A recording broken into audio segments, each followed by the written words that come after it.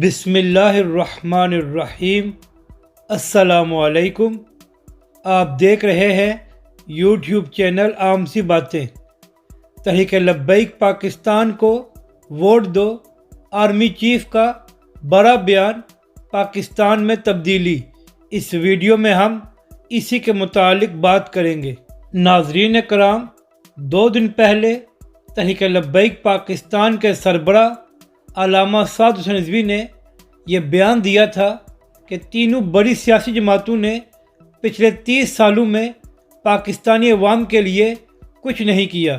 جب سے یہ لوگ حکومت میں آنا شروع ہوئے ہیں تو پاکستان کا ہر ادارہ تباہ ہو گیا ہے اور پاکستان میں مہنگائی بھی سب سے زیادہ ہے۔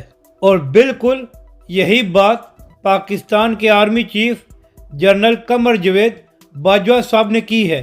انہوں نے کہا ہے کہ اگر بار بار ایک ہی طرح کے لوگوں کو ووٹ دیں گے تو مسائل کیسے حل ہوں گے۔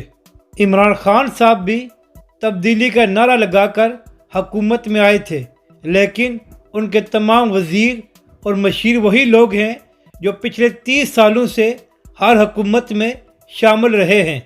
تو اگر آپ آرمی چیف کے بیان کو اور علامہ سعد حسین رضوی کی تقریر کو ملا کر دیکھیں تو دونوں ہی ایک بات کر رہے ہیں کہ پاکستانی مسائل کا ایک ہی حل ہے کہ اب نئے لوگوں کو موقع دیا جائے۔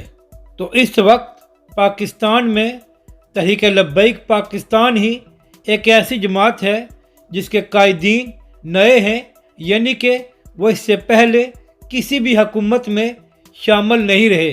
تو اس لیے اگر پاکستانی عوام اپنے مسائل کا حل چاہتی ہے تو اس بار تحریک لبیک پاکستان کو ووٹ دیں۔